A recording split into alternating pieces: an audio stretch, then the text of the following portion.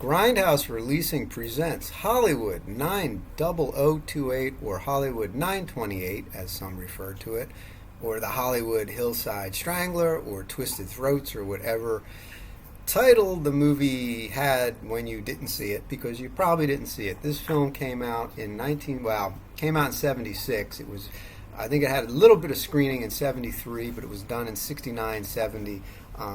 The director, Christina Hornisher, I am pronouncing her name correctly, I hope. Yes, Christina Hornisher. This is a fantastic film. A brilliant, brilliant, brilliant character study that looks at the mental collapse of a failed cinematographer struggling with life, struggling with many of his personal demons from unresolved trauma in his family. Yeah, this is a fairly unique exploitation film, except that it's not 100% an exploitation film. It is an art house film, and that might have been what hurt the movie, because there's too much character study artistry that may turn off the drive-in grindhouse crowd, and then the violence of the horror aspects may not have appealed very much to someone looking for a serious drama. That and the fact that independent filmmakers, they don't always get the best. Well, in those days, even today, they don't get the best distribution deals. This is a movie where you'll see it get like a rating of 5. Not 5 stars, 5 out of 10. I've seen that.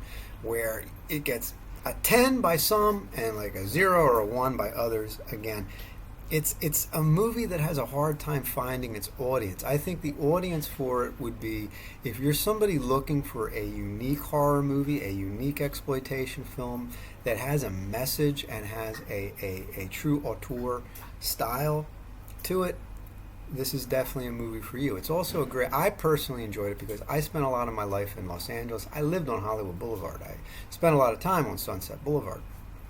So even though I wasn't there 50 years ago, 55 years ago, a lot of it is familiar to me.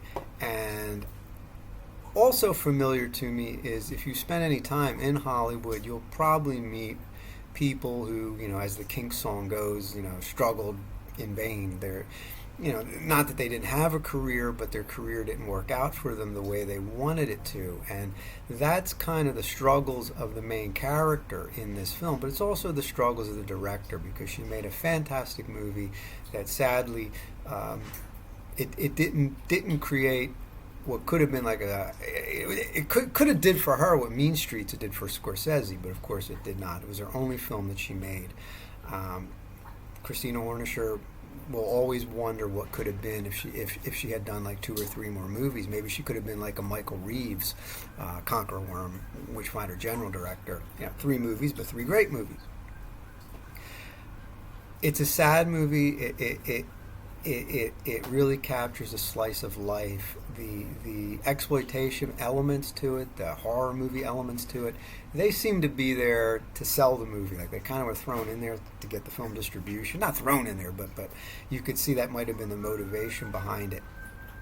It doesn't matter. What matters is that it's a great movie. I think that if you're a hardcore horror fan and you're a cinema scholar,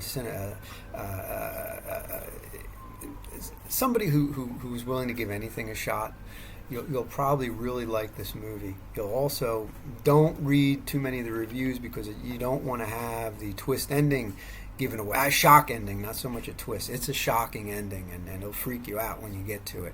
Also, the special edition not only comes packed with a ton of special features, it comes with the first ever release on CD of the soundtrack by the same fellow who would later go on to do Hunt for Red October, and also Conan the Barbarian. Yeah, that famous guy, Mr. Basil. So I can't pronounce his last name off the top of my head. I'm sorry, but you'll really dig the movie if you give it a chance. Right now, it's available as a special edition. They're doing screenings, Alamo Draft House, and other places. Sooner or later, it'll pop up on a streaming service if you don't want to go for the special edition. But I do recommend checking this movie out if you are somebody really serious about cinema, really wants to learn about old time 16 millimeter filmmaking, the guerrilla filmmaking of the independent filmmaking back in the day.